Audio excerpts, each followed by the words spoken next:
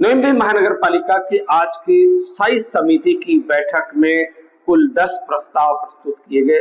Chairman Ashok Patil ने इन प्रस्तावों को प्रस्तुत करते हुए कहा कि इनमें अधिकांश जो प्रस्ताव हैं वो विकास को लेकर हैं और इन प्रस्ताव में प्रमुख तौर पर अरौली, तुर्बे, बेलापुर, तुर्बे विभागवासी गांव, तुर्बे अगेन नई मुंबई महानगर पालिका का नूतन मुख्यालय जिसमें हाउस कीपिंग काम को एक्सटेंड करने की बात की गई है। बेलापुर विभाग में नेहरू सेक्टर 48 में कुछ पदपथ और सड़क का कंक्रीटीकरण करने का मामला शामिल है। और सबसे इम्पोर्टेंट चीज है, नई मुंबई महानगर पालिका के विद्यालय क्रमांक 94 में जो कोपर खेरने में है वो सीबीएसई विद्यालय है। वहां पर शिक्षकों की नियुक्ति करने के लिए अलग से एक संस्था को काम सौंपने की जिम्मेदारी जो इसमें शामिल है और इन विषयों को सर्वसम्मति से पास कर लिया गया। सबसे बड़ी चीज है कि महानगर पालिका के इन 10 स्थायी समिति के 10 विषयों में से सबसे ज्यादा चर्चा जो है वो सीबीएसई विद्यालय के शिक्षकों की नियुक्ति पर हुई। लगातार उस विद्यालय की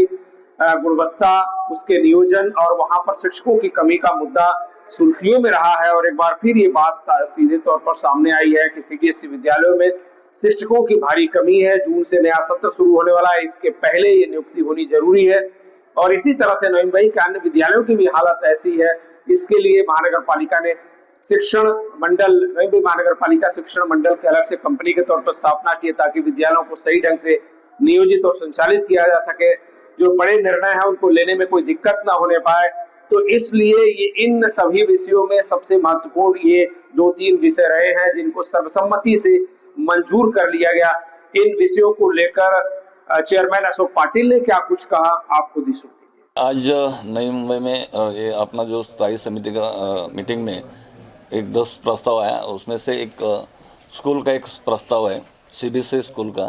तो सीबीएसई स्कूल में कोपर खाने का स्कूल जो है उसमें जो उत्कर्ष महिला मंडल ये संस्था को जो अपना सीबीएसई स्कूल चलाने के लिए अपन दे रहे हैं, वो संस्था का काम सब पूरा निविदा प्रक्रिया से लाया है। उनका काम देख के उनका पूरा जो संस्था अच्छी तरह से काम ये अपना नई मुंबई शहर में पूरा सीबीएसई स्कूल में अच्छा दर्जेदार शिक्षण दे सकता है। वो हिसाब से आज ये प्रस्ताव अपना नई मुंबई का गौर गरीब बच्चे को, अपना गौर गरीब सब बच्चों को स्कूल दर्जेदार शिक्षण मिलना चाहिए, ये सबसे अपन ये प्रस्ताव लाया। और ये प्रस्ताव का हम लोग स्वागत किया और सब लोग ये प्रस्ताव के बारे में सब खुश है। और अपना धोरण ये है नई मुंबई में गणेश जी नायक साहब के माध्यम से नई शिक्षण में ज़्यादा ध्यान दे के अपना पूरा ये शहर में पूरा जो खाजगी संस्था जो काम करता है वो संस्था के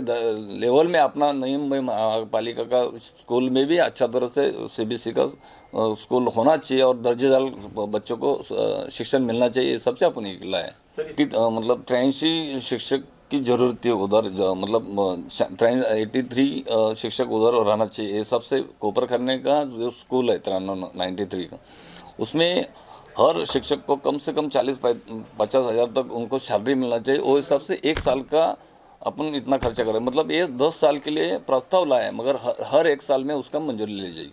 का जो इसमें 3 कंपनी आया था मगर उत्कर्ष महिला मंडल जो है वो जो ट्रस्ट है वो उनका 2-3 जगह पे अच्छा काम चल रहा है और वो उनका दर्जा देखा जाए और वो हिसाब से ये पूरा अच्छी तरह से बच्चों को सीबीएसई का उनको शिक्षण मिलेगा। ये सबसे अपन ये मंडल को दे दिया। स्टैंडिंग कमेटी में जो भी विषय रखे जाते हैं, उसकी बैठक में जो भी विषय रहते हैं हमेशा विकास को लेकर रहते हैं। और जैसा कि पहले दावा किया गया था कि पिछले 5 वर्षों में प्रशासक राज में बहुत सारे काम अधूरे पड़े हैं और उन्हें इन प्रस्तावों के जरिए, इन विषयों के जरिए पूरा करने की कोशिश की जा रही है। स्टैंडिंग कमेटी की बैठक में ऐसे ही विषय रहते हैं जो सीधे तौर पर सड़क, फुटपाथ और सुविधाओं और नागरिक सेवाओं को लेकर, उन्हें विकसित करने को लेकर, उन्हें संचालित करने के लिए लेकर आते हैं। लेकिन हमेशा सवाल उठता रहा है कि जब लगातार इन पर खर्च हो रहा है, इसके बावजूद भी हर बार इतने बड़े बड़े बजट के प्रस्ताव क्यों आते हैं। अब ये सवाल महानगर पालिका और सत्तारूढ़ पार्टी से देखते हैं इसका क्या जवाब मिल पाता है।